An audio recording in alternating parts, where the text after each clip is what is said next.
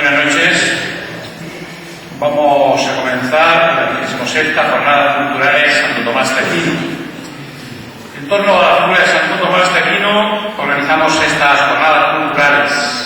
En ellas, el Seminario Diocesano de Jaén, el Centro Diocesano de Formación Cristiana San Pedro Pascual, como institución educativa de nuestra diócesis, en colaboración con el Secretariado para la Pastoral Universitaria y la Vicaría Episcopal para el Patrimonio y el Diálogo y Cultura, van proponiendo una reflexión sobre temas de interés social, científico, cultural y religioso que tratan de expresar el diálogo de culturas.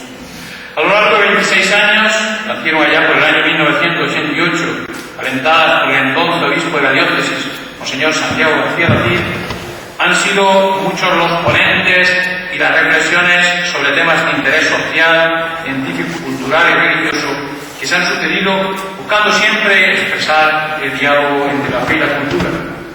En esta edición hemos querido que estas jornadas voten en torno a la realidad de la crisis económica y la respuesta teórico-práctica que aporta la sociedad civil y la Iglesia. De ahí el título de las mismas: Espiritualidad cristiana en tiempos de crisis. Como dice el profesor Benjamín Bastida, los que podríamos denominar aldeanos globales llevamos una serie de años instalados en la crisis más grave desde la recesión de 1929. 7 años comenzamos a contar del 2007, año de los primeros sobresaltos de las hipotecas basura, y 6 desde 2008, cuando afloran las estafas financieras en Estados Unidos y las consecuentes cadenas de quiebras y el desplome de las bolsas. A lo largo de este periodo hemos oído hablar de la necesidad de reanimar la demanda a la manera keynesiana con ayudas ingentes a las instituciones financieras, buscando que éstas reanudaran la concesión de crédito. Hubo también un cierto gasto del Estado en infraestructuras y se produjo un periodo de brotos verdes, expresión más de la poesía y de la botánica que de la economía. Sin embargo, en la Casa Común Europea, desde hace algún tiempo, se acabó la fiesta y se cerró el paréntesis de gasto estatal. Ahora lo que toca es la corrección del déficit, imponiendo un recorte drástico del gasto que afecta directamente al estado de bienestar. En estos últimos meses se nos dice que los datos macroeconómicos apuntan a signos de recuperación. La perspectiva macroeconómica no debería hacer olvidar la cantidad de infortunio que la crisis puede estar generando. Los efectos de la crisis son asimétricos. No todos padecen de igual manera las consecuencias de la crisis, y esto resulta tan obvio que parece necesario subrayarlo. A la hora de caracterizar la crisis actual, se ha hablado a partir de 2008 de 3 tipos de crisis: alimentaria, energética y financiera, pero esta última parece haber absorbido a otros dos, al menos en el discurso. Sea lo que sea de aquellas, había de añadir además la crisis industrial, cierre en cadena de empresas, aumento del desempleo. No obstante, no se trata de crisis diferentes que han coincidido por casualidad en el tiempo, sino de efectos de algún mecanismo económico interno, consecuencias derivadas de alguna causa socioeconómica latente. Y lo peor es que a la hora de identificar la causa latente de la crisis no existe unanimidad entre los analistas. Hay quienes hablan de crisis de confianza. La crisis se origina por la falta de confianza en la marcha futura de la economía. Se presentan hechos que manifiestan esta desconfianza y tratan de encontrar razones que la justifiquen. Otro grupo de explicaciones podría sintetizarse en la frase: todo exceso conlleva una resaca. En la etapa inmediatamente anterior al estallido de la crisis se había producido una ley de descontrol del gasto. La sociedad había vivido por encima de sus posibilidades. Este control comporta la necesidad de un ajuste doloroso, pero absolutamente necesario e improrrogable. Hay quienes hablan finalmente de falta de regulación, falta de insuficiencia de regulación financiera. El origen de la crisis, según este grupo de explicaciones, ha residido en la insuficiencia de control o en los fallos de supervisión de la actividad financiera. Los últimos 30 años, dicen, se han caracterizado por la puesta en marcha de políticas de liberación y de regulación, y donde ha habido más presiones para desregular en el ámbito financiero. Es importante aceptar el diagnóstico, porque las estrategias y propuestas para superarlas estarán naturalmente relacionadas con el diagnóstico y la etiología del mismo. Los cristianos no somos indiferentes a la situación de nuestro mundo. Los gozos y la esperanza, las tristezas y las angustias de los hombres de nuestro tiempo, sobre todo los pobres, que cuando sufren son a la vez gozos y esperanzas, tristeza y angustia de los discípulos de Cristo. Nada en el verdaderamente humano que no encuentre eco en su corazón, nos dice el Vaticano II y la Gaudium et Spes. El mismo Papa Francisco, con ese estilo peculiar suyo, ha querido situar la crisis en su justa medida. Recojo algunas frases de su audiencia a nuevos embajadores del 16 de mayo de 2013. La crisis financiera que estamos atravesando nos hace olvidar su origen primero, situado en una profunda crisis antropológica. En la negación de la primacía del hombre, hemos creado nuevos ídolos.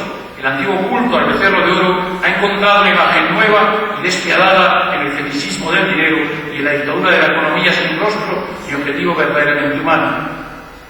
La crisis global que afecta a la finanza y a la economía parece poner de relieve sus deformaciones y la grave carencia de su perspectiva antropológica, que reduce al hombre solamente a una de sus exigencias, el consumo. Y lo que es peor, el mismo ser humano es considerado hoy como un producto que se puede usar y luego tirar. Este desequilibrio se deriva de ideologías que promueven la autonomía absoluta de los mercados y la especulación financiera, ligando así a los estados el derecho de controlar. Se instaura una nueva tiranía invisible que impone de forma unilateral y sin remedio posibles leyes y sus reglas. Son algunas de las palabras del Papa Francisco sobre la crisis. Son muchas las preguntas que surgen ante esta realidad que estamos viviendo. ¿De qué crisis hablamos? ¿Crisis ante todo de lo moral o también de estructuras sociales? ¿Hay alternativa a esta forma de organizar la sociedad? ¿Cómo reacciona la sociedad ante esta situación? ¿Qué hacemos como Iglesia? ¿A qué tiene que atender una valoración ética? En la búsqueda de respuestas a esta pregunta se van a ir desgranando las distintas ponencias de estas jornadas culturales. Comenzamos mirando nuestra realidad más cercana, nuestra ciudad, nuestra provincia. Lo hacemos con la ponencia del doctor don José García Roa, que esta noche nos acompaña. La crisis en la estructura económica de género. Seguiremos mañana preguntándonos cómo ha reaccionado la sociedad ante esta situación de crisis. Trataremos de responder a esta pregunta con la ponencia del doctor don Jesús Sanz Navarro, movimientos sociales y propuestas de formación. Continuando el tercer día de jornadas con la respuesta a la pregunta ¿qué hace la Iglesia ante la crisis? La respuesta vendrá de la mano de la ponencia de don Sebastián Mora Rosados, secretario general de Cáritas Española. Respuesta de la Iglesia a la crisis, servir, acompañar y defender. Concluyendo este acercamiento a esta realidad que vivimos desde la dimensión moral con la ponencia del doctor don Ildefonso Camacho Laraña, dimensión moral de la actual crisis financiera, económica y social. Pondrá punto final a esta 26ª jornadas culturales de Santo Tomás las palabras de clausura de nuestro obispo Monseñor Ramón de Goyo López. Quiero terminar esta presentación de las jornadas con las palabras del teólogo Martín Gelabert, profesor de la Facultad de Teología de Valencia, que el año pasado nos acompañaba en estas jornadas. Dice así: más allá de la crisis, de las grandes cifras de los rescates, de los bancos mal gestionados, de la corrupción de algunos políticos, de los pisos no vendidos, de las hipotecas no pagadas, de los recortes en gastos sociales para pagar los intereses de bancos rescatadores, lo que hay es mucha gente que sufre, que lo está pasando mal y espera al menos unas palabras de comprensión y un gesto de solidaridad. Muchas gracias.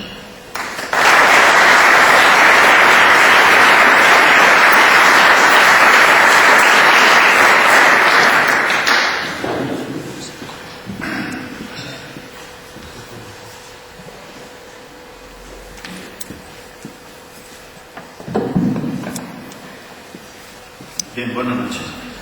Me toca a mí presentar al ponente José García Roa. Es natural de Huelva y nació allá por el año 1962. Se licenció en Ciencias Económicas y Empresariales por la Universidad Nacional de Educación a Distancia y obtuvo su doctorado en Ciencias Económicas por la Universidad de Granada en 1993. Su tesis doctoral obtuvo la calificación de sobresaliente cum laude y versó sobre las cajas de ahorro españolas, cambios recientes, fusiones y otras estrategias de dimensionamiento. Pertenece al Departamento de Economía de la Universidad de Jaén dentro del área de Economía Aplicada, impartiendo docencia entre otras materias de microeconomía, economía del trabajo y economía laboral. Sus principales líneas de investigación se centran en las corporaciones municipales, el mercado de trabajo y el sistema financiero español. Tiene publicados más de 30 artículos, numerosas ponencias y conferencias, varios libros en colaboración y 3 libros en solitario. Su actividad investigadora trasciende el análisis puramente teórico, destacando su continua colaboración con el tejido socioeconómico y empresarial jiennense. Su actividad profesional comenzó en la Caja de Ahorros de Jaén, donde a lo largo de una década asumió responsabilidades en el Departamento de Inversiones y en el Servicio de Auditoría Interna. En las 2 últimas décadas ha ejercido de profesor titular de Economía en la Universidad de Jaén y de profesor tutor de Ciencias Políticas en la Universidad Nacional de Educación a Distancia. Ha sido también decano de la Facultad de Ciencias Sociales y Jurídicas de la Universidad de Jaén entre los años 1995 y 97. Entre otras actividades, cabe destacar su activa participación en la elaboración de dictámenes e informes del Consejo Económico Social de la ciudad de Jaén, desde hace 16 años, en el cual participa en su calidad de experto, y su colaboración con el Ayuntamiento de Jaén, en el que actualmente figura como responsable de un proyecto de investigación y asesoramiento en materia económica y financiera. En resumen, yo lo calificaría como un gran docente, un excelente profesional y un investigador incansable. Espero que su exposición les deleite, como estoy seguro que a mí me enriquecerá con su sabiduría y buen hacer.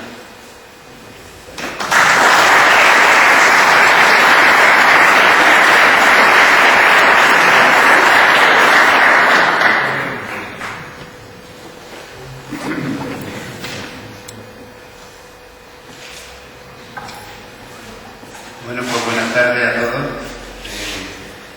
En primer lugar, muchas gracias por las amables palabras de mi compañero y amigo, más como amigo que como profesor, y por tanto pues ustedes comprenderán el cariño con el que las ha dicho.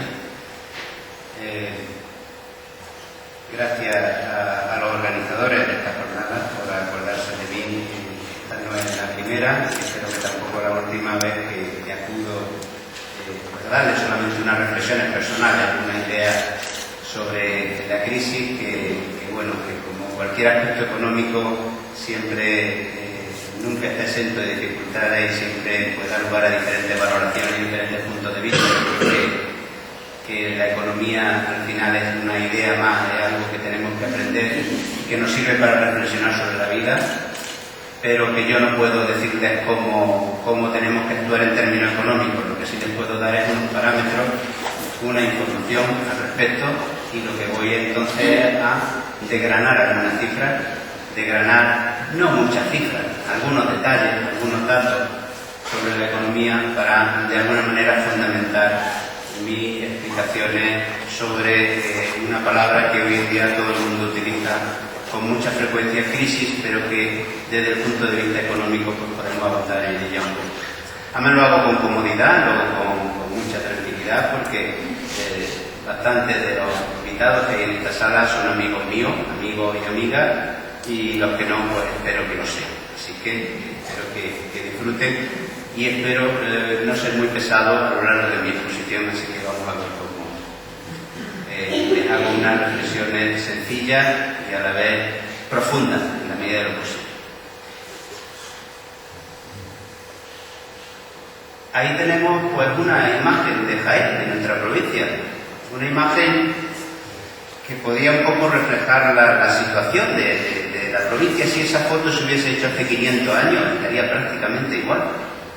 Jaén ha cambiado muy poco. Si vemos la catedral sobresaliendo sobre los edificios, eso es algo, con esa distancia que tiene ese monumento tan enorme, es algo que hace 400 años estaba igual. Si vemos esos olivos que hay al fondo, es algo que hace 1000 años estaba igual. Jaén ha cambiado poco. Y en eso tenemos un poquito de culpa en su estructura económica, de que los impactos de la crisis nos afecten con más. Vamos a empezar con algo pues, relativo a la crisis. La crisis ha habido muchas. La crisis no es algo nuevo. La crisis ha existido siempre. Desde que ha existido la economía ha existido la crisis. Desde que el hombre acumula para gastar después, o gasta de más y luego lo devuelve en el futuro, aparecen las crisis. Las crisis han aparecido siempre. Nos podemos ir a momentos históricos, por coger una crisis antigua, una crisis que todos conocemos, que nos han explicado de pequeños. Una de las primeras crisis de la historia, en el Antiguo Testamento, el primer libro, el Génesis, cuando le dice el faraón a José, lo llama para que le explique unos sueños que ha tenido. Unos sueños sobre una vaca gorda y sobre 7 vacas flacas. Sobre 7 espigas gordas y 7 espigas flacas. Y José le da una interpretación. 7 años.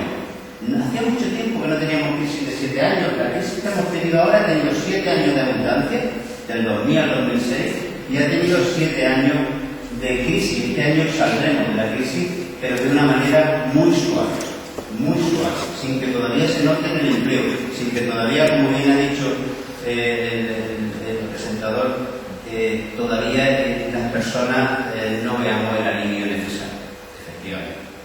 Bien, al final de la ponencia me gustaría que reflexionáramos un poco sobre esta primera crisis y sobre cómo José también dio un consejo. Y de hecho, si recordáis, José se convirtió en gobernador del faraón durante esos años de abundancia y en esos años de escasez. Podríamos hablar cómo actuó como gobernador, qué tipo de gobierno llevó a cabo. Porque de alguna manera también se aprende. Y la crisis no hay que actuar de una manera diferente a lo largo de los años, que hay que aprender del pasado. Bien, las crisis por lo general, tienen causas similares. Si abandonamos lo que son las crisis que tienen que ver con momentos o dificultades naturales fuertes, como puede ser un terremoto, una guerra, un conflicto, las crisis, la mayoría de las veces las provocamos los mismos seres humanos. Los seres humanos provocamos nuestras crisis cuando provocamos desajustes entre lo que se consume y lo que se produce.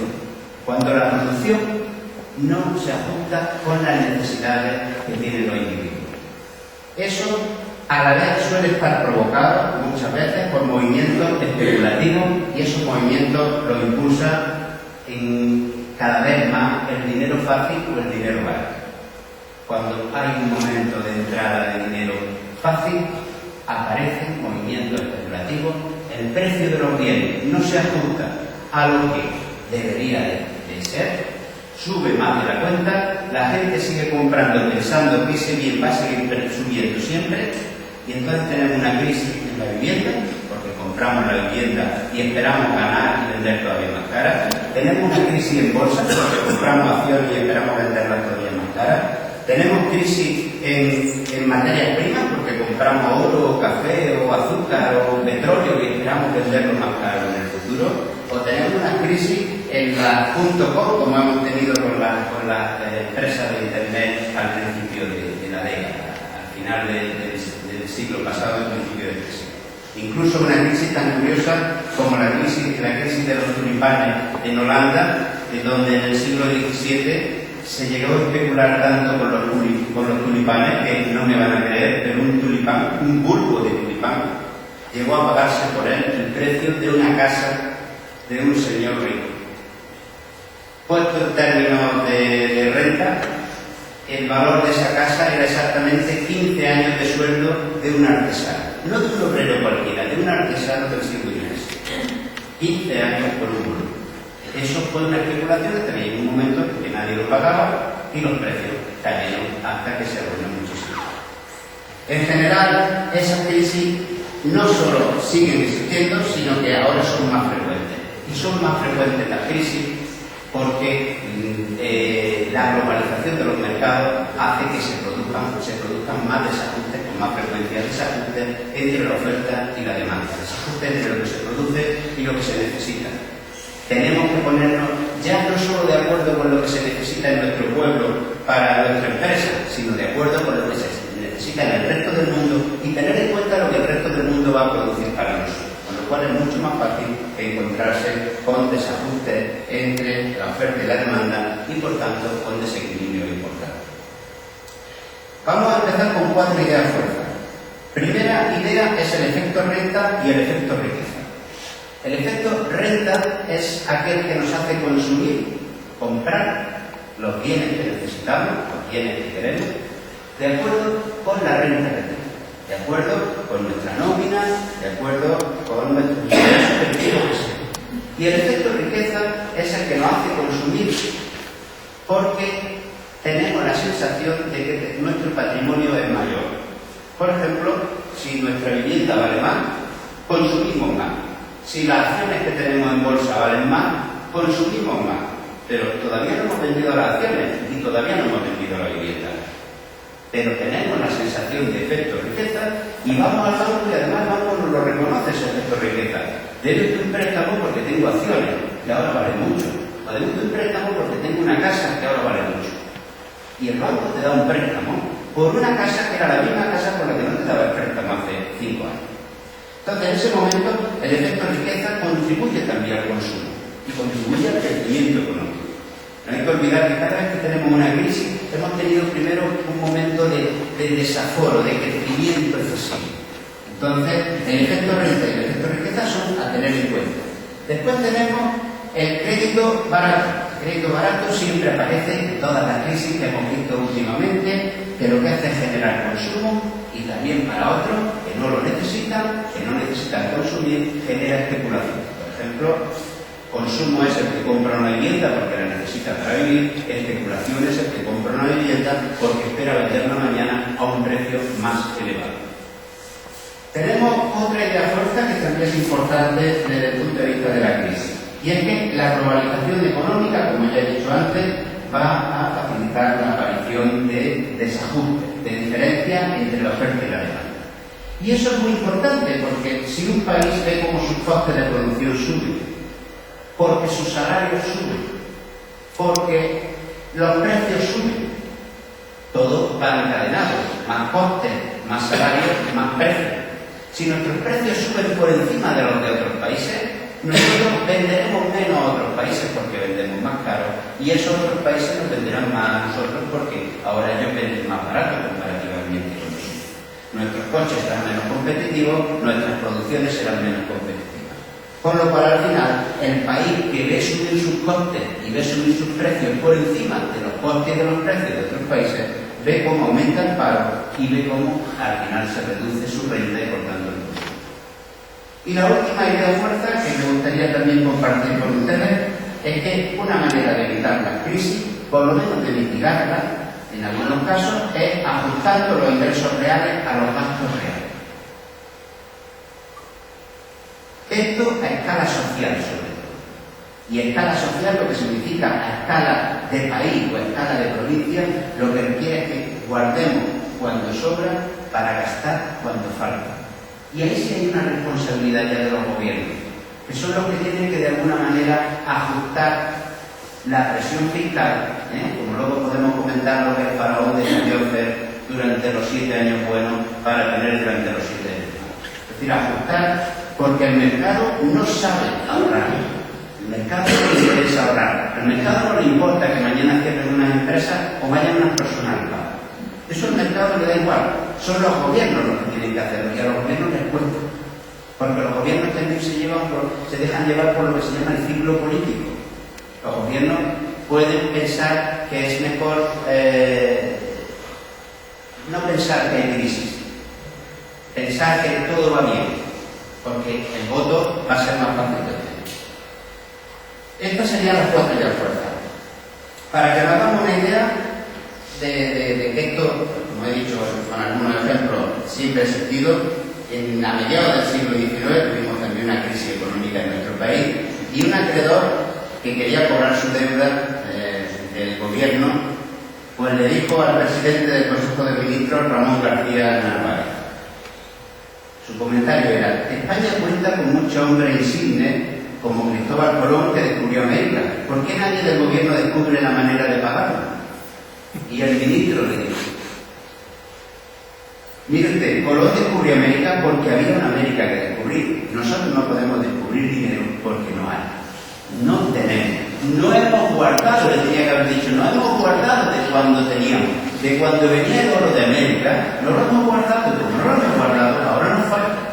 Antes hemos gastado de más. Ahora tenemos que gastar de menos. Y son los acreedores entonces los que pendientes En términos económicos, el buen funcionamiento económico, el que evitaría la crisis, es sencillamente ser racional. Nosotros decimos que una actuación racional, todo ser humano se actúa racionalmente para comprar y vender bienes, y cuando el precio de los bienes baja, la gente compra más. Cuando el precio de los bienes sube, la gente compra menos. Así de sencillo. Bien, esa es una actuación racional. También hablamos de transparencia. Cuanto más transparente es una economía, más fácil es saber dónde hay que comprar, dónde están los mejores precios, dónde están los mercados mejor. Entonces, es una situación también en términos económicos. Por supuesto, la información.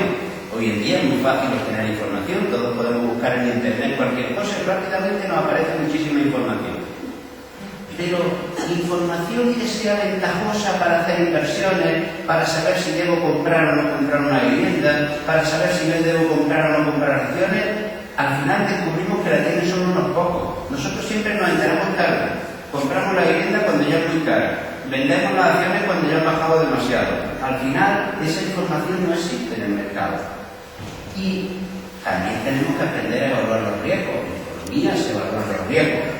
Y finalmente hay que controlar. El Estado necesita un control y para eso están los gobiernos, los Estados nacionales, los Estados plurinacionales, como la Unión Europea o como Estados Unidos. Pero ¿qué es lo que pasa cuando la economía no funciona bien? Pues cuando surge la crisis, en vez de tener racionalidad, lo que tenemos son expectativas irracionales. Hay burbuja especulativa. ¿Ha subido el precio del bien? Compro más.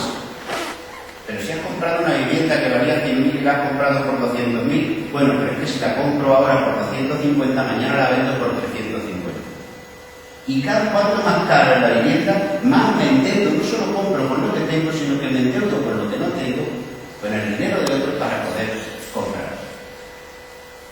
En lugar de tener transparencia, cuando aparece la crisis, lo que tenemos es ausencia de transparencia. Aparecen unos activos complejos, aparecen unas situaciones complejas y nadie sabe exactamente lo que está pasando. Es más, aquellos que lo saben lo que hacen es desinformar. Hay una desinformación interesada. Las mismas agencias de calificación, las mismas agencias de rating empiezan a abarcar positivamente unos activos complejos que nadie entiende y al final esas agencias son tan culpables, no solo ya de no dar transparencia, sino de sencillamente dar información errónea, de dar señales equivocadas al mercado. Esas son estrategias de ocultación que tienen lógicamente su culpabilidad. Y por último, el riesgo.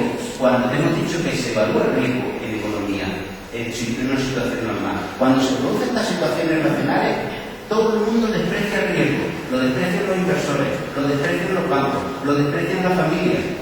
Y al final todos seguimos comprando una vivienda que decimos, y esto tiene que llegar al final, sí, pero espero que a mí no me toque. Y finalmente también hay una responsabilidad de que los mecanismos de control de los gobiernos y de las entidades de crédito se han llevado con mucha ligereza y con poco control, como debería haberse realizado. A nivel mundial, pues una síntesis de cómo se ha producido la crisis. Pues primero lo que hemos tenido ha sido dinero barato. Como hemos tenido en prácticamente todas las crisis que hemos tenido a lo largo del siglo XX, si no han tenido que ver con conflictos bélicos o problemas naturales. Dinero barato, donde la banca se encuentra con un problema. Si el dinero baja mucho de precio, la banca gana dinero tomando un dinero a un precio y vendiéndolo a otro precio. El ingreso del dinero es un depósito y el dinero que se presta es un crédito. Entre el crédito y el depósito hay un diferencial. Ese diferencial puede ser un 5, un 6, un 7%. Eso a la banca le da una rentabilidad suficiente. Pero cuanto más bajos son los tipos, más bajo es el diferencial que hay entre el crédito y el depósito. Y entonces el banco dice, solo estoy ganando un 1%. ¿Qué hago? Voy a pensar en nuevas vías de ingreso. ¿Y cuáles son las nuevas vías de ingreso de un banco cuando los tipos son bajos? Las comisiones. Las comisiones. Y para generar comisiones la mejor manera es comprar y vender muchas veces el dinero. Dar hipoteca, conceder crédito, retirar crédito, y eso genera ingresos adicionales para el banco. Cuando concedes hipotecas, como empezaron en Estados Unidos a conceder hipotecas incluso a colectivos que no tenían suficientes niveles de reto, suficientes garantías, porque sus viviendas no las valían, y les daban préstamos superiores al valor de la vivienda, lo que hacían después era, cuando ya no tenían más capacidad de dar más préstamos, sencillamente vendían esa hipoteca. Que un banco puede vender el derecho de crédito que tiene, el derecho de cobro sobre una hipoteca, lo vende a otra compañía, a otro banco, lo vende al resto de Europa, lo vende a inversores españoles que estaban invirtiendo en un fondo de no sé qué, que no sabemos lo que es, y eso es justo uno de esos activos que nos han pasado a nosotros. El banco tiene de nuevo liquidez y sigue dando crédito a nuevas personas, con lo cual vuelve a cobrar de nuevo comisiones. Comisiones que además lo que hacen es dártelas a un tipo, las hipotecas te las están dando un tipo de interés muy bajo, porque como saben que los ingresos son muy pequeños, te dan un tipo muy bajo, te lo dan en un tipo progresivo, que son muy peligrosos porque va luego creciendo con el paso de los años, a un tipo variable, que también es muy peligroso. En España tenemos el índice hipotecario de los más altos de Europa, el tipo de interés variable. Y además lo que te lo dan es a muy largo plazo. Ya da igual que sea 20 años o 30 años, a 40 años he visto yo hipotecas sin ningún problema. Sin ningún problema. Por lo cual al final la morosidad aparecerá, claro que aparecerá cuando suman los tipos de interés y la hipoteca que tenía un 2% se ponga a un 6%, donde pagas 500 euros estarás pagando 1.200 euros. Ahí es donde aparecen los problemas. Luego la morosidad aparece después, luego lo que ahora es alegría, mañana va a ser crisis. Crisis en lo que se dio en llamar la hipoteca basura o la subprime. La prime sería un precio normal, subprime son hipotecas que están por debajo del nivel de calidad aceptable en el mercado. Y que con forma de mancha de aceite, pues lo que se hacía era sencillamente pasarlas a extenderlas a otros lugares del mundo, vendiendo y comprando esos activos como si fueran, pues no sé, una bolsa que no sabemos lo que hay dentro, pero según una agencia de calificación, lo que hay dentro de esta bolsa tiene valor. Y yo se lo vendo a usted, y yo se lo vende a otro, yo tengo dinero, y vuelvo a vender, y vuelvo a tener comisiones, y voy aumentando mis márgenes con las comisiones. Y finalmente los gobiernos, mientras, pues lo que hacían era mirar hacia otro lado, porque estaban viendo la economía con cierta alegría. En España, además, eso lo habíamos ayudado con el boom de la construcción, habíamos permitido que nuestros ayuntamientos y nuestras corporaciones, pues, implementaran un terreno urbanizable donde quisieran prácticamente con absoluta libertad, con lo cual eso generaba muchos ingresos a las arcas municipales y eso daba una alegría económica que parecía que no iba a tener fin. Esa es la situación. En España los factores más agravantes fueron que además de esa crisis financiera, pues como estaba comentando, es una crisis inmobiliaria y que puede que sea, si no se controla, lo que pasa es que parece que el gobierno está tomando una medida en esa línea adecuada, pero podría ser sin una crisis fiscal, una crisis donde los ingresos estén muy por debajo de los gastos durante mucho tiempo y al final eso genere otra burbuja que explote en el futuro. Para eso hay que controlar entonces cuáles son los ingresos cuando hay crisis, aunque tengan los mismos impuestos y los mismos derechos de los ciudadanos en términos de cobertura. Cuando hay crisis los derechos de los ciudadanos crecen porque aparecen más ayuda al desempleo, más personas dependientes, etcétera, etcétera, mientras que los ingresos se reducen porque el IVA lo pagan menos empresas, porque hay menos ingresos, porque se vende menos y el resto de impuestos resultan lo mismo. Luego al final la crisis fiscal también hay que controlar.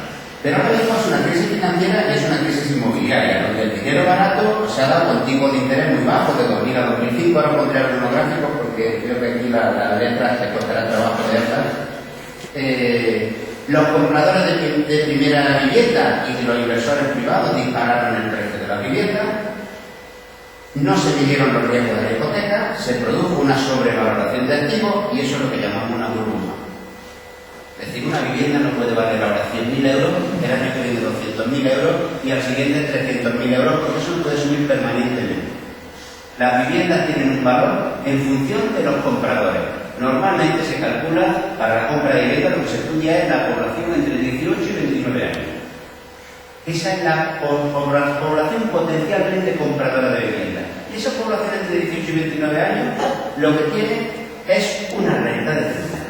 Si la renta de esa población son 3.000 euros mensuales, pues a lo mejor puede una vivienda llegar a costar o a valer 300.000 euros.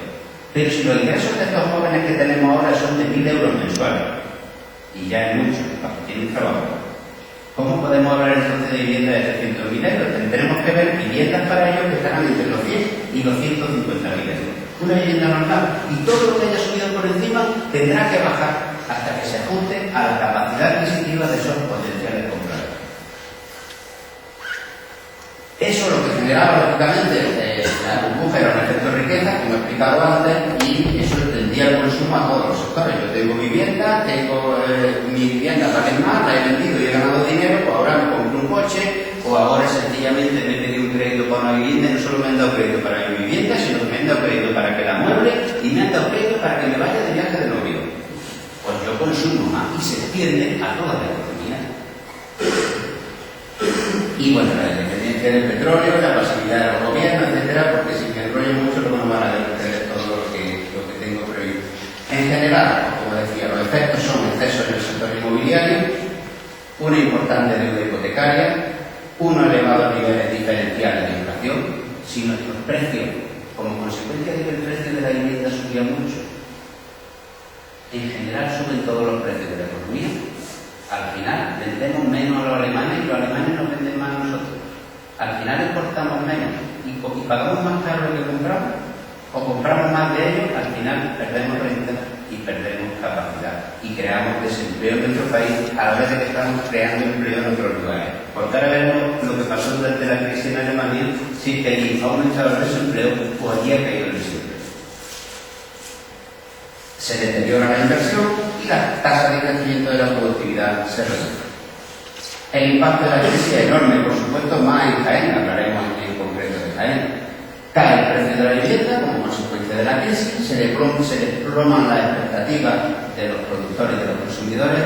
Se ha dicho también antes en la presentación que una de las causas de las que hablan los economistas son las expectativas. Efectivamente, en economía no solo es lo que está sucediendo en cada momento, sino que influye mucho en lo que uno piense que va a pasar mañana. No lo que uno, sino lo que la mayoría de la gente, la mayoría de los consumidores, la mayoría de las familias o la mayoría de las empresas piensen que va a pasar mañana. Eso influye muchísimo en la economía, con lo cual este desplome de expectativas hace caer el consumo, pero es que además hay también un efecto renta, que es que como consecuencia de la caída del empleo, que se consume menos, se produce menos y se necesitan menos trabajadores, lo que tenemos entonces es que caen también las expectativas de empleo generalizadas. Incluso un empresario que ya pensaba en contratar trabajadores no lo hace porque está viendo que el consumo está cayendo significativamente. Por tanto, caída sistemática de la producción, descenso del Producto Interior Bruto y finalmente cae la afiliación a la Seguridad Social y aumenta muchísimo el empleo. La afiliación a la Seguridad Social de nuestro país ha caído de 19,2 millones a 16,2 millones en el periodo que llevamos de crisis en los 7 años que llevamos. 3 millones de personas menos.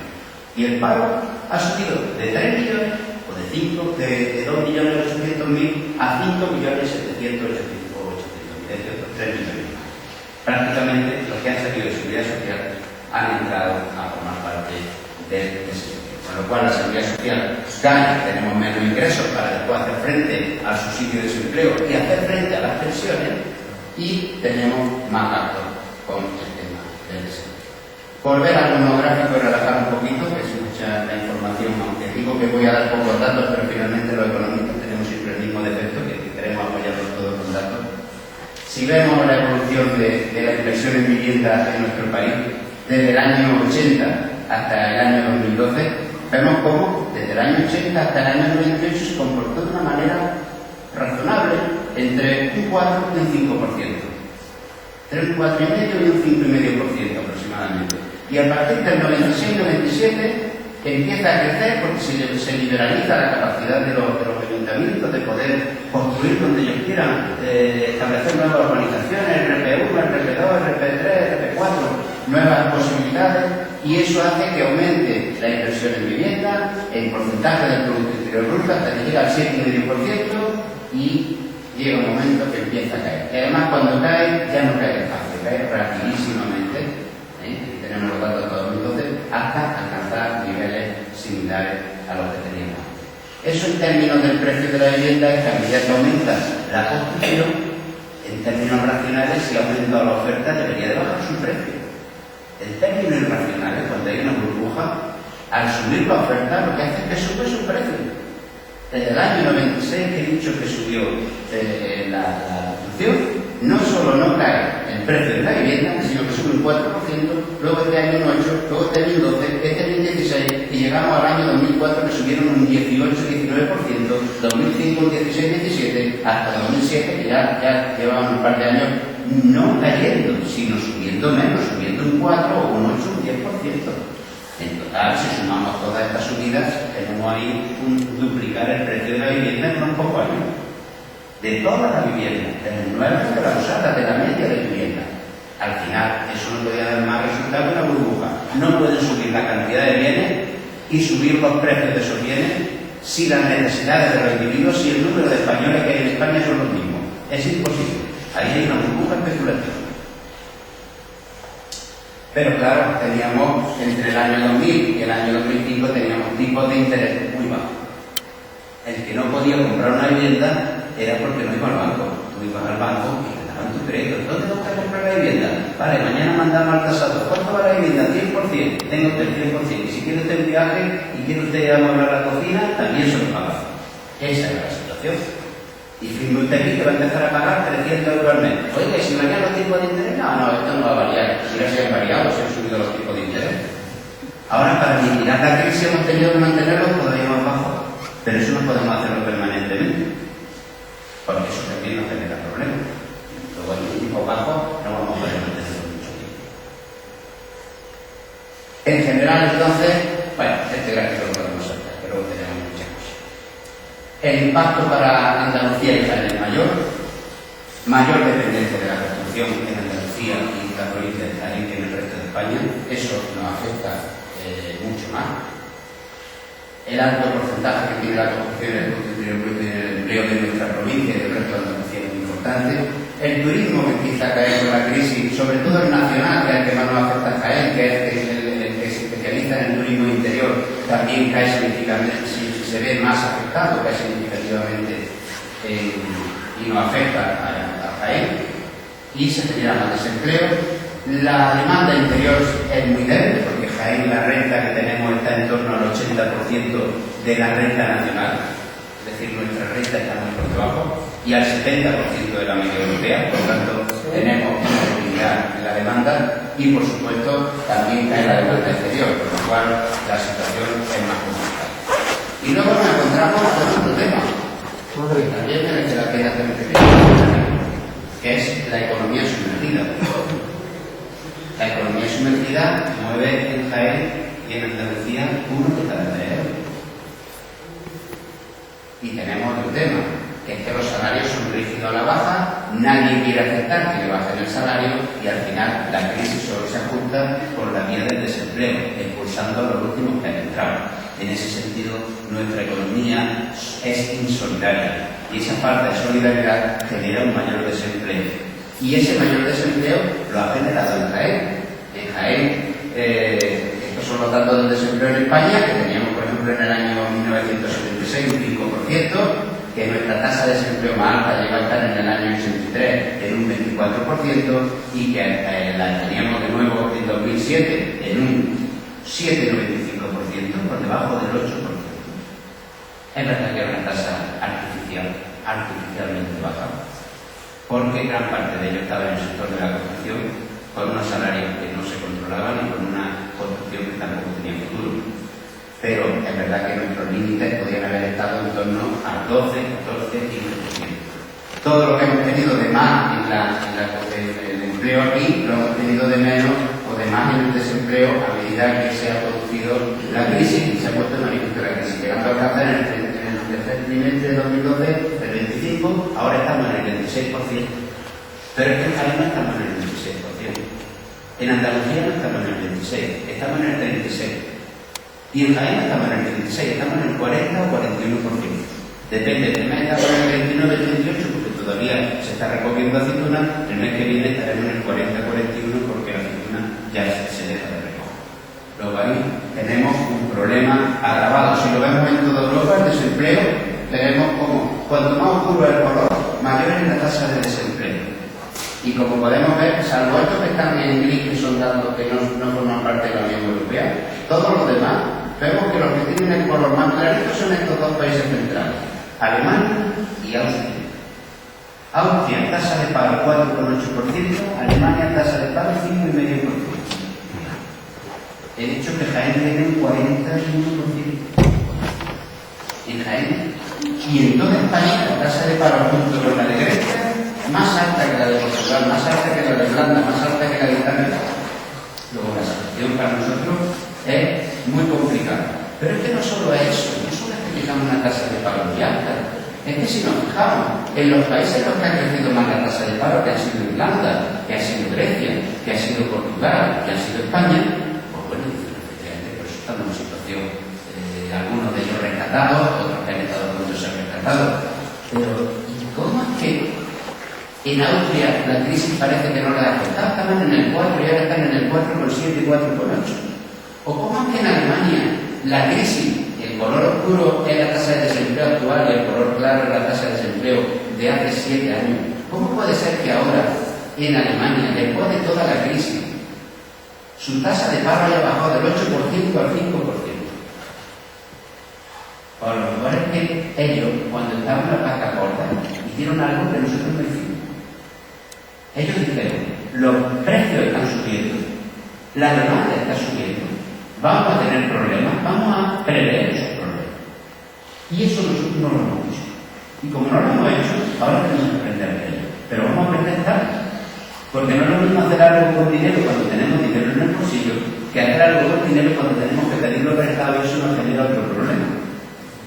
Pero ahora tenemos una situación especial. Pero es que España, además, aunque lo hemos pintado por ahí del color más oscuro que había, porque era la que tenía la tasa de paro más alta, si nos fijamos en España, las zonas con mayor peso del sector agrario son las que tienen, y otro tipo de condicionantes socioeconómicos y estructurales, son las que tienen una mayor tasa de paro. La tasa media española aquí estaba en un 26%, y podemos ver que la mejor situación está en la zona del País Vasco y Madrid, Cataluña, etc. Y ya las tasas más altas, de más del 30%, tenemos el 33% en Extremadura y el 36% en Andalucía, a la cabeza del desempleo español. Y he dicho que Jaime está todavía peor, está en un 40-41%.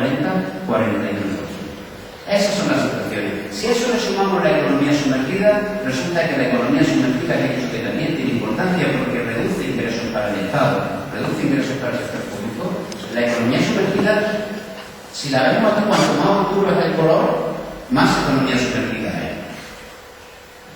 Y esta evolución es de antes de la crisis a después de la crisis. Lo que ha hecho la crisis ha sido incrementar la economía sumergida. Y sobre todo, fijaos en Andalucía, fíjese lógicamente, aquí los datos son entre un 28 y un 40% de economía sumergida. Yo he dicho uno de cada 3, podemos decir casi uno de cada 2 y medio. Uno de cada 3 es lo que se mueve en economía sumergida. Otra asignatura pendiente que tienen las economías de los países latinos de Europa, fundamentalmente, de Portugal, de Grecia, de Italia y de España, pero en España, sobre todo, en esta zona. Siempre ha contado un poco Cádiz y algunas otras zonas como más, con una economía sumergida más elevada, pero es toda Andalucía la que la figura en ese sitio. Una situación que está por encima del 29 o del 30% y que está por encima del 30%. ¿Qué han hecho los gobiernos para solucionar esto?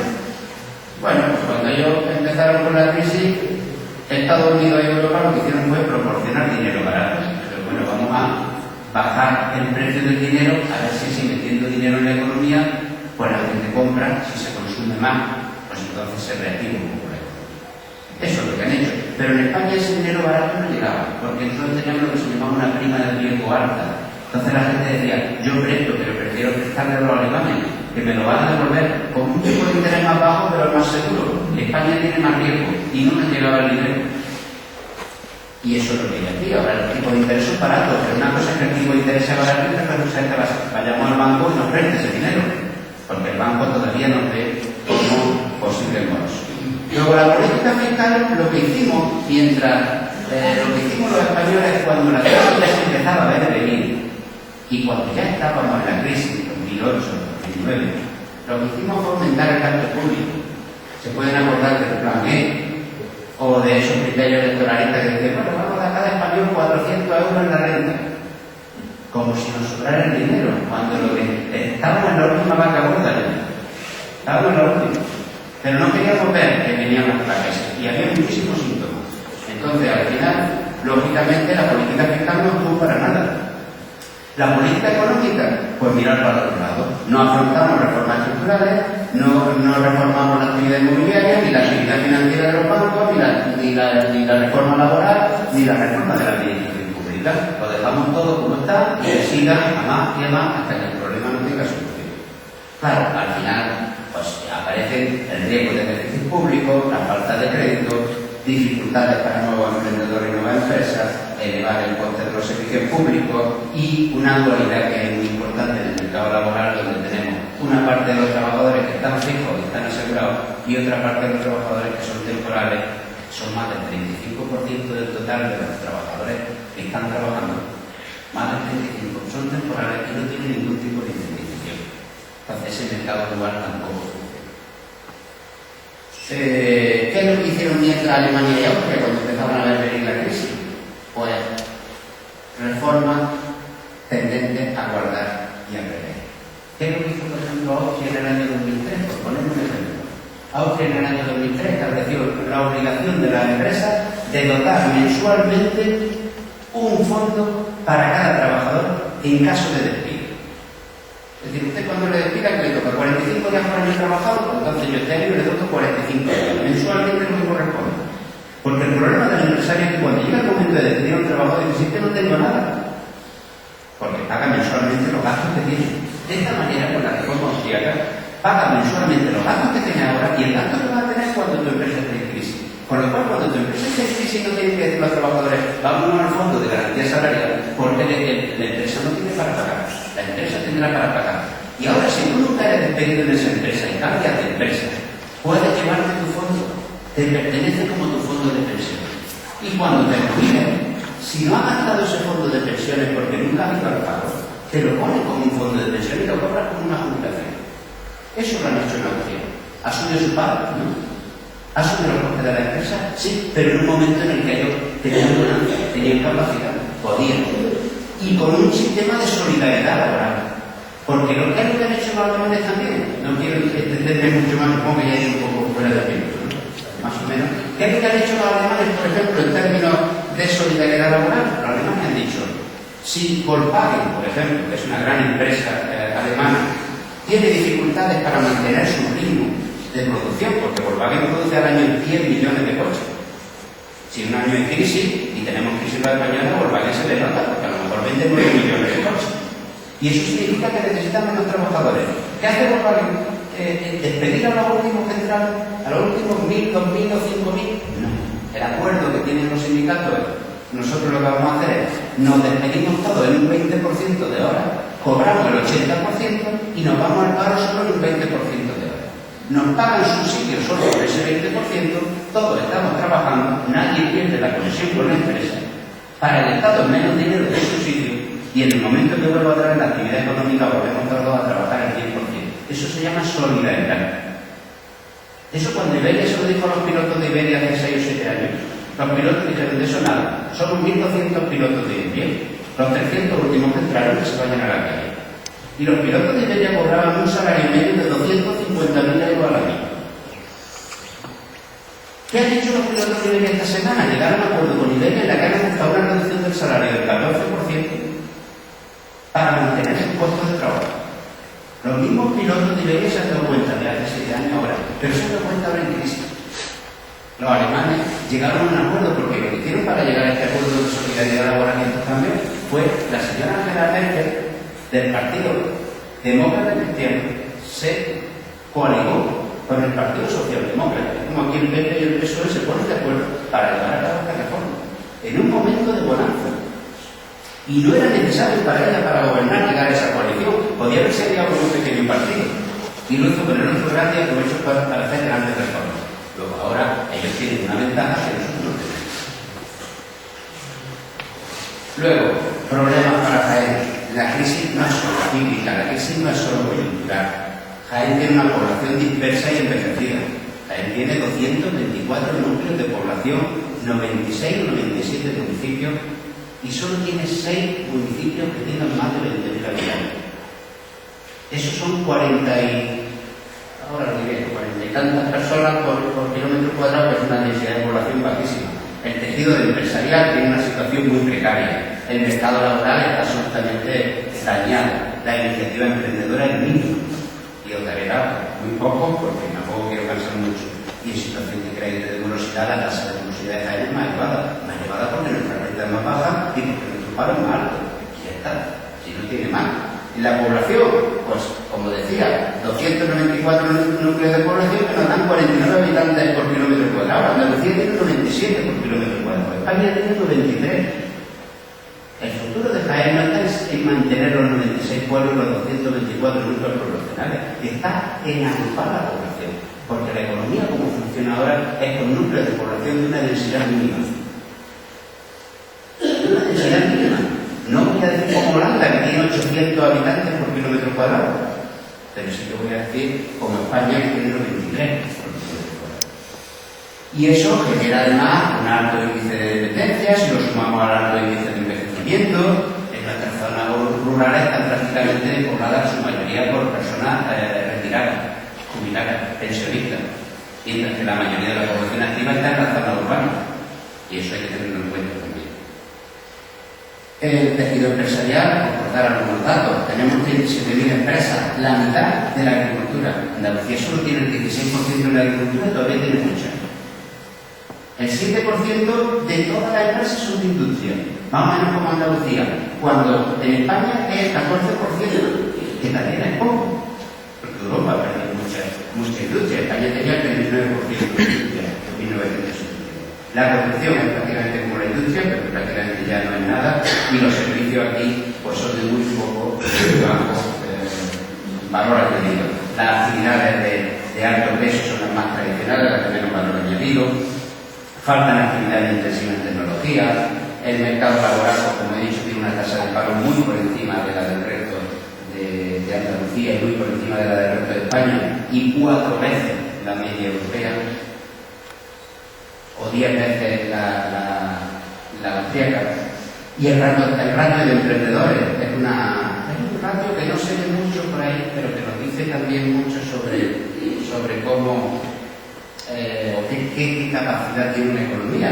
El ratio de emprendimiento se calcula por cada 10.000 habitantes. Si a nosotros nos dicen que en 2013 había 14 emprendedores en España por cada 10.000, pues en Málaga, por ejemplo, o Madrid o Barcelona, que son las que más, pues llegaban a tener 21 emprendedores, mucho más. Sin embargo, el puesto que ocupaba Jaén, ¿saben ustedes cuál es? A la cola del país. Pero es, fijáis, no 20, no 14 emprendedores, sino solo 6 emprendedores. Eso es que no hay tasa de natalidad de empresas, que no nacen nuevas empresas.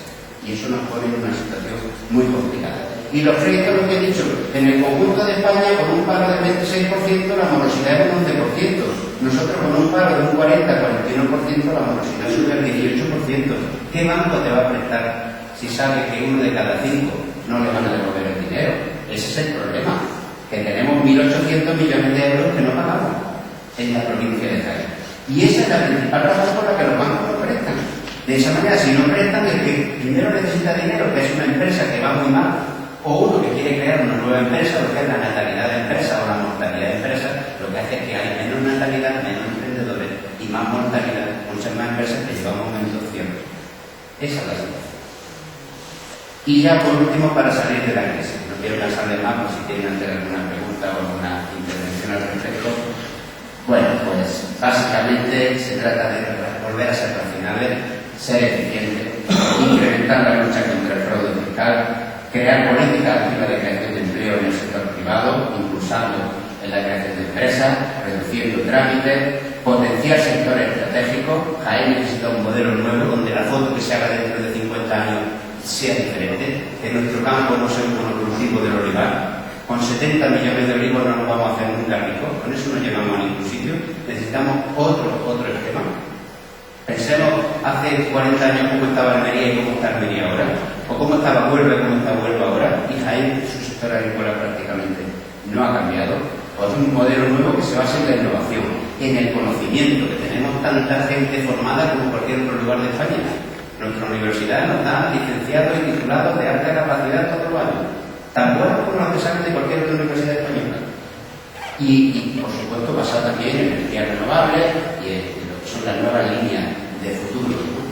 Garantizar el acceso al crédito, reformas estructurales, el tamaño de la empresa, hay una empresa muy pequeña, emprendimiento, innovación, en fin, no me gustaría cansarles porque son tantas cosas que se pueden decir que lo que nos falta es enorme.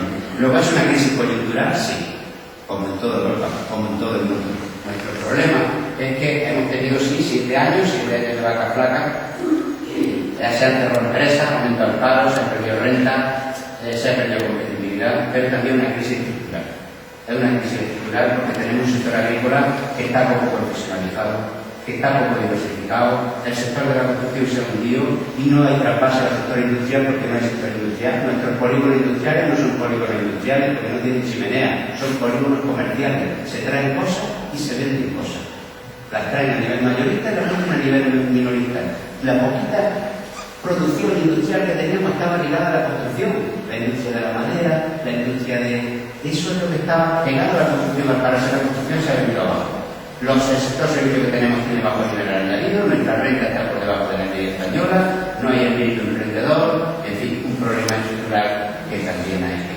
Con lo cual, al final, para salir, pues necesitamos cambiar de modelo, reducir el peso de la construcción, incrementar el peso de otros sectores más intensivos en tecnología, en la industria no concentrarla solo en la automoción, en componentes de segundo nivel tecnológico, diversificar la agricultura, impulsar la industria de bajos costes medioambientales de primer tecnológico y que se vuelve sobre todo en la exportación, porque la crisis nos va a despegar por la vía de lo que vendamos al resto del mundo, porque primero se va a despegar el resto del mundo y después nosotros, con lo cual todo lo que vendamos fuera va a ser lo que primero nos haga a nosotros crecer.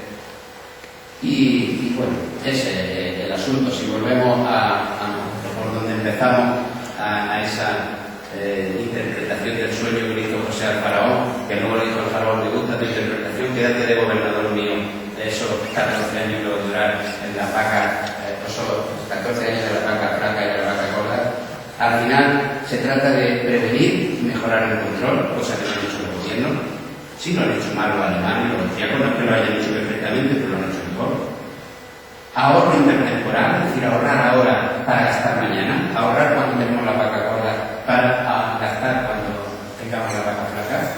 Solidaridad intergeneracional, no decir a mí no me bajo mi sueldo ni un euro, porque sin darme cuenta lo que estoy dificultando que mi hijo cuando empiece a trabajar, no lo contrario. Con lo cual a lo mejor yo tengo que permitir que se me rebaje mi sueldo para que entre una nueva generación a trabajar. Y un nuevo modelo productivo, como he dicho, más intensivo en actividades de alto nivel tecnológico. Espero no haber descansado mucho y bueno, aquí estoy a su disposición para lo que puedan necesitar porque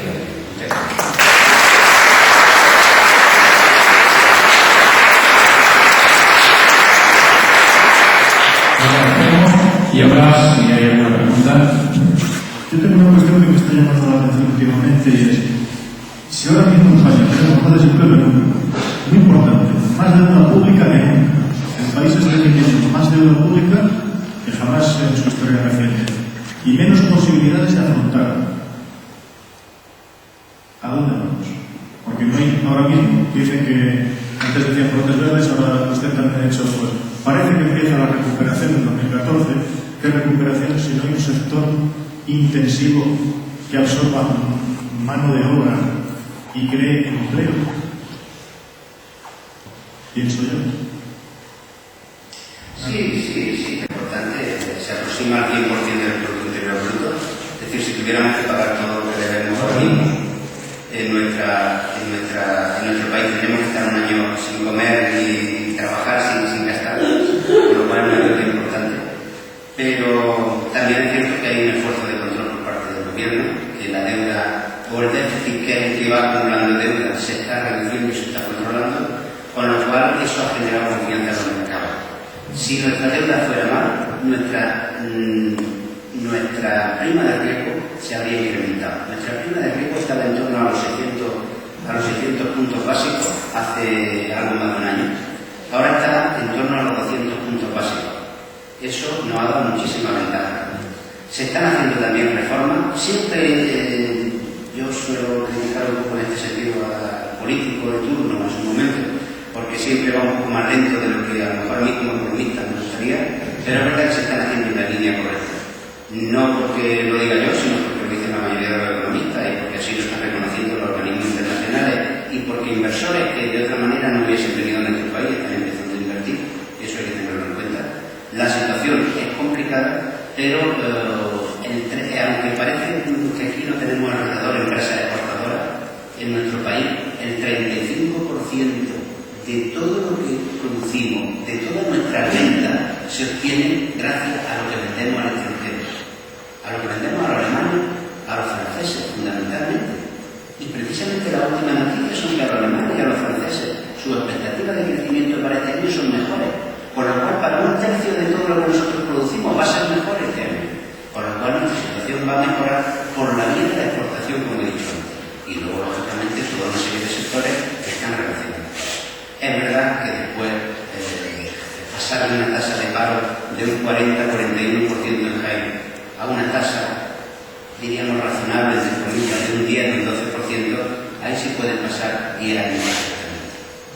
Ahí sí pueden pasar 10 años. Pero también es cierto que tenemos que avanzar por algún sitio y que es mucho más fácil entrar en una crisis. En este caso nos serviría un poco el sueño de José. No hay 7 años de vaca gorda y 7 de vaca flaca. Normalmente solemos tener 2 o 3 de vaca gorda y 6 o 7 para recuperarnos de esos excesos que hemos tenido en la vaca gorda. Ese es el problema de la economía cuando no sabemos prever, ni anticipar, ni controlar que nos Me ha sorprendido usted que son un 6 por 10.000 emprendedores en la provincia de Jaén. 6 por 10.000. Es que es lógico. Intentas abrir cualquier tipo de negocio y aparte del atraco a mano armada, que no digo que no haya que cotizar, pero es que entre impuestos, autónomos y demás, es que hay quien aguante. Y por otra parte, la legislación bancaria que en España, que los bancos trasladan todo su riesgo al cliente. Si yo pongo cualquier tipo de negocio, lo gestiono legalmente, pero mire, el mercado no responde como yo esperaba, es que pierdo el negocio, pierdo la vivienda de mis padres y ahí es donde deben empezar los señores políticos, no sé cómo será la legislación bancaria en otros países, pero en España, cualquier sitio, me atrevo a emprender menos aquí. Solo es una observación. Muchas gracias. Yo mi pregunta sería, viendo los datos parece previsible una ola de migración como la que hubo en los años 60, donde municipios de 14.000 habitantes pasaron a 5.000 en un hueco de 4 o 5. ¿Cómo habría que ver eso? Porque no solo es economía, es también la pérdida cultural, patrimonial que esa emigración se provoca. Realmente es un problema grave.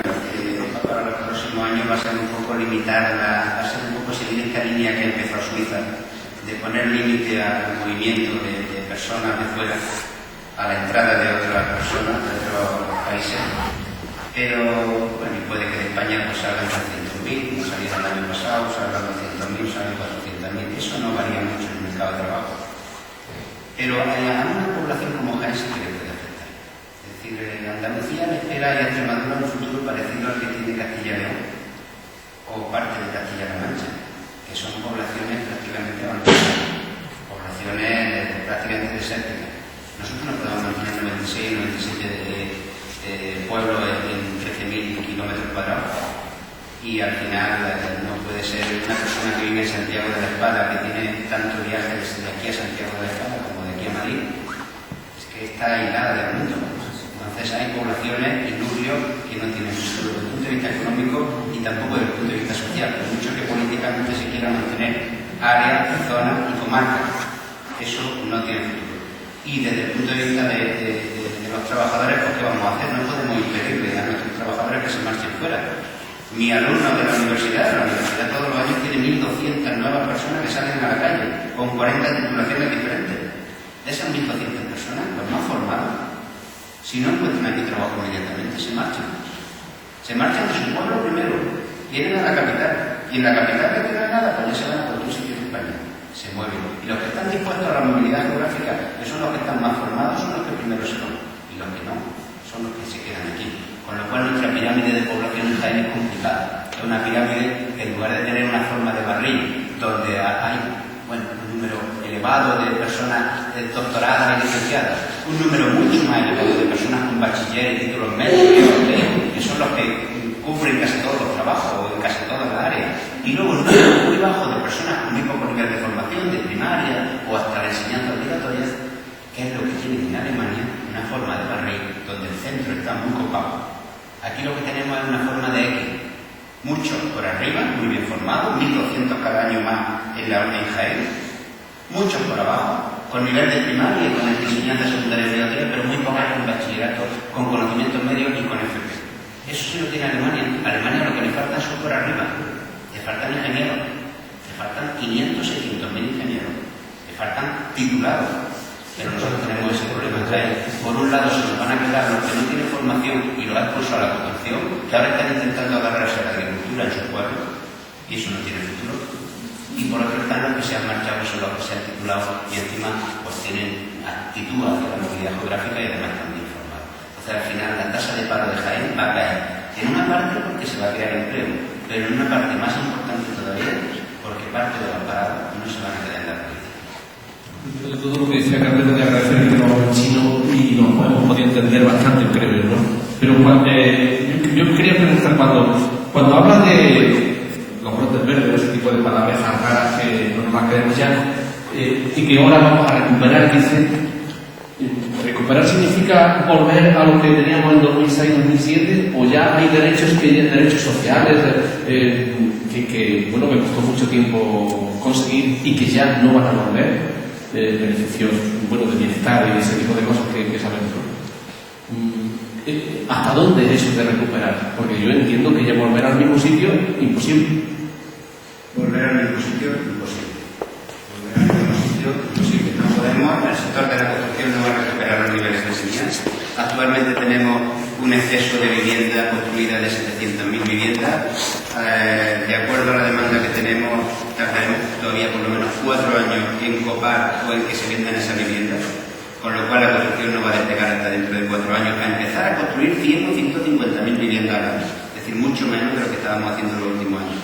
Con lo cual, esto de personas poco formadas y que sean especialistas, no sé, alicatadores o yesistas y que cobren 2.000 euros, eso ha desaparecido ya. El sector de la construcción no va a tener esa alegría. El sector de servicios también va a cambiar muchísimo y el futuro que nos espera es totalmente diferente. Hemos estado toda la década del 2000 mejorando en niveles salariales y en niveles complementarios de los salarios en nuestra actividad productiva en general, mientras que, por ejemplo, los alemanes y los austriacos se han contenido más. Es verdad que partían de niveles más elevados, pero se han contenido. Y nosotros, esas alegrías que hemos tenido además, ahora se demuestran que nuestro principal problema ha sido que hemos aumentado nuestros salarios y nuestra cobertura complementaria por encima de nuestra productividad. Y cada vez que damos un paso de un 1% por encima de la productividad, lo que hacemos era elevar un 1% nuestros precios por encima del resto de países. Y como en una economía global en la que estamos, tengamos precios y valores superiores a otros países, dejamos de vender, y si dejamos de vender tenemos desempleo. Luego al final tenemos que optar entre el modelo asiático o el modelo centroeuropeo.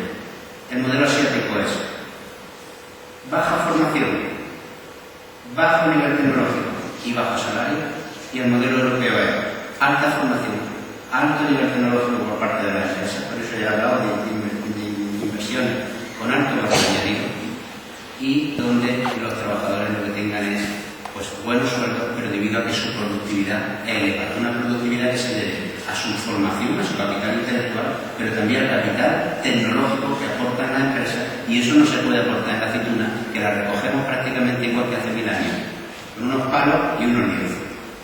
Entonces tenemos que cambiar. El sector agrícola tiene que quedarse en un rincón importante, por supuesto, pero tiene que crecer otros sectores como el sector industrial y el sector servicios de desarrollo. Cuento una pequeña anécdota. Hace 3 noches me siento en mi casa, veo la televisión y veo un primo mío, sindicalista, defendiendo allí sus derechos.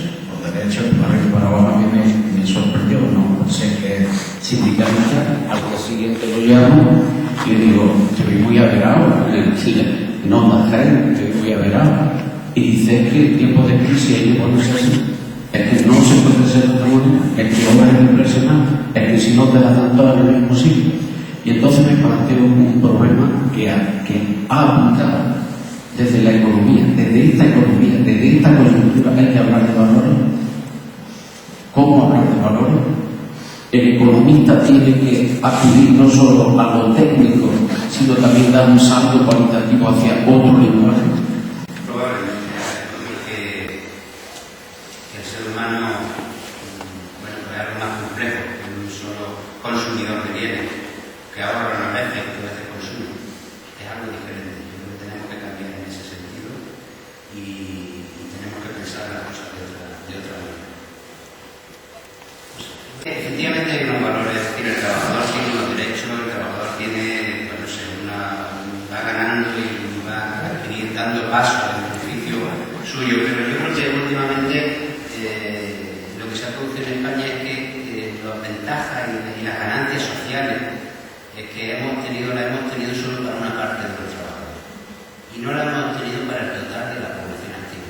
Y eso es lo que hace que ahora miles de alumnos que están saliendo de la universidad no encuentren salida. Por eso yo hablaba de solidaridad entre generaciones, porque ahora la solidaridad que no estamos teniendo a nivel legal, que no nos permitimos nosotros bajarnos el sueldo para que se lo suban a nuestro hijo, pero si la pregunta fuera, oye, ¿te bajaría el sueldo un 20% para que tu hijo trabaje? Tú dirías, me lo bajaría un 50%. El problema es que no lo veo yo claro.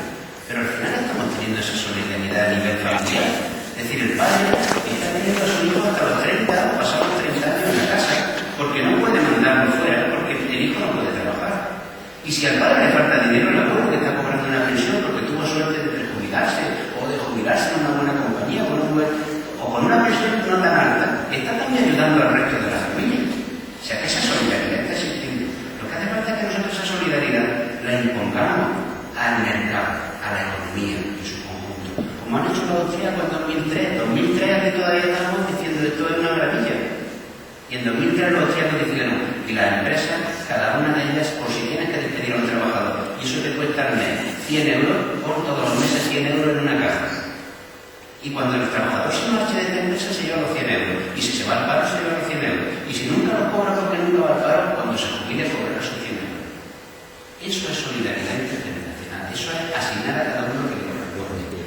Ahora, que porque yo sea un trabajador funcionario fijo, que trabajo en la Universidad de Jaén y que tengo mi puesto en mi plaza por oposición desde 1993, el día que digan de quitarme 50 euros o 100 euros, yo ponga el grito en el cielo y diga, es que este país no tiene gente inteligente, se tuvo que tocar el color para descubrir América, pues me dirá el gobierno, lo que no tenemos es dinero, porque estamos de la... Yo me quedo solamente en la situación de Jaén y la verdad es que estamos todos para echarnos a llorar y vamos, el silencio de la asamblea es lo que también se produce. Entonces, yo sé que lo que he pedido es casi una utopía, pero para irnos un poquitín más alegre, ¿cuál sería aunque sea una ilusión, su opinión, qué deberíamos transmitir a la sociedad cienense, al empresariado cienense, para que levantemos la moral y podamos hacer algo? Porque vamos, yo ya no voy a sacar el pañuelo para llorar, pero me quisiera ir de aquí con una sonrisa. Pues en economía hay algo que funciona antes que la realidad, es lo que uno cree que va a suceder, son las expectativas. Nosotros tenemos que transmitir expectativas optimistas. No hablar de brotes verdes cuando no lo hay, sino que cuando las cosas empiezan a ir bien, decirlo. Y ahora las cosas empiezan a ir bien. Empiezan a ir bien para nuestro país, empiezan a ir bien para Europa, y Europa es nuestro vecino. Y cuando a tu vecino le va bien, y tú comercias con tu vecino, a ti te va a ir bien. Y a nosotros nos va a ir mejor. Y lo que tenemos es que los que tengamos capacidad para ser solidarios con los demás, mantenernos. Los que tengamos capacidad para mantener nuestro consumo, no tenemos que tener el miedo de mantener nuestro dinero en el banco por a ver qué pasará. Me iba a comprar esto, pero no me lo compro porque si las cosas no. Las expectativas ya son claras y las cosas van mejor. Y cuando tú vas a una tienda y compras algo, sea para ti o sea para donarlo a dentro de alimentos, para lo que sea, al final estás moviendo la economía, estás generando una actividad adicional, estás haciendo que se contrate un trabajador nuevo y la economía se recupera de esa manera, paso a paso. De pronto, de la noche a la mañana, como si se enciende hoy una bombilla y uno dice, esto no va a iluminar Jaén. Sí, pero cada uno tendrá una pequeña bombilla con lo que consumimos. Cada uno que consuma a su manera, uno que consuma para uno mismo o que consuma para los demás, consume en solidaridad. Consume cuando ves que hay alguien por ahí en la calle que está en un cubo de basura buscando, ¿no? Pues consume para él. O sea, hay muchas maneras. Yo creo que todos tenemos formas de hacerlo. Pero el dinero en el banco ahora mismo no nos va a hacer nada. Movámoslo un poquito y la economía lo devolverá, digamos, en una especie de círculo vicioso y multiplicador que lo que hace es crear una actividad económica. El paro que usted decía, el progreso también ha acarreado mucho paro y usted dice, pues la mano de obra, todo esto de recoger la aceituna con máquinas y eso también quita puestos de trabajo. ¿Cómo se puede, no sé? Que por un lado está bien cambiar y el progresar en maquinaria y eso, pero también quita mucha mano de obra, muchos puestos de trabajo, no sé, es un círculo ahí vicioso, no sé. Aquí decimos en Jaén por la aceituna, pero en otros sitios y aquí ¿qué se puede hacer en Jaén aparte de la tierra? No sé, ¿qué se puede poner? ¿Qué empresas y que ver chimeneas, como usted decía, ahí en el polígono? No sé. A veces uno piensa que si hay muchas más máquinas, parece que al final las personas van a sobrar. Pero la economía es muy compleja. Yo recuerdo que mi padre, que ya tiene 86 años, iba a cumplir 87, cuando él era pequeño le decía a mi abuelo, ¿qué vamos a hacer en el campo ahora con las cosechadoras? Que eran las primeras máquinas que las arrastraban unos caballos, unos mulos, era una cosa muy... Cuando vengan estas cosechadoras, ¿qué vamos a hacer con la gente que contratamos para que corte y siegue el campo? ¿Dónde van a ir? Van a ir todos los padres. Y al final se han reconvertido. Al principio del siglo XX en España, el 90% de todos los españoles trabajaban en la agricultura. Ahora solo el 9% de todos los españoles trabajan en la agricultura. Y seguimos produciendo no solo lo mismo, sino mucho más. Lo que hemos hecho es crear otros sectores. Y lo que yo digo que Jaime, el problema que tiene es que no ha cambiado. Es que la foto es la misma de hace 500 años. Es la misma de hace muchísimos años. Mientras que otras zonas de España, tú vas a una ciudad, no sé, cualquier otra capital, y dices, ¿cómo a ver esta ciudad hace años que no he venido? Y aquí nos cuesta trabajo, quitamos el bulevar y un pequeño polígono y vemos poca variación, porque no hay un dinamismo económico y lo que necesitamos es facilitar ese dinamismo. Yo sé que es difícil, pero también va un poco a remolque de lo que es un aspecto de la economía. Pero no hay que preocuparse porque cierre una actividad, porque cada vez que una actividad cierra aparece otra actividad nueva. Cada vez que algo que es intensivo en trabajo deja de funcionar, aparece otro. No nos interesa un modelo chino en el cual no estamos interesados en invertir en capital porque tiene muchos trabajadores y mano de obra muy barata. Nos interesa un modelo alemán que lo que dice es, ¿yo qué tengo que hacer para que Volkswagen funcione? ¿Ser el primero del mundo? Pues el año pasado era el segundo detrás de Toyota, que es una marca japonesa, producía 9 millones, pues este año voy a producir y voy a vender 10 millones de Volkswagen. Ese es el sistema. Y tienen Volkswagen, y tienen BMW, y tienen Mercedes, y tienen un montón de marcas, Audi, un montón de marcas que son los que ellos están favoreciendo. Nosotros lo que tenemos también que seguir un poco el ritmo, por lo menos, de las principales empresas de las zonas más emprendedoras de nuestro país. En Jaén hay empresas importantes, hay empresas que están tirando, pero efectivamente muy por debajo del nivel de otras zonas de España. En general, en Andalucía y en Extremadura, el peso del sector agrario es muy elevado, no porque haya que reducir el peso del sector agrario, sino porque es que el resto de sectores pesa. Mañana nos volveremos a ver con el profesor Jesús San Abad, que es profesor de la Universidad Complutense y que nos va a hablar de los movimientos sociales y las propuestas de transformación. Buenas noches y hasta mañana.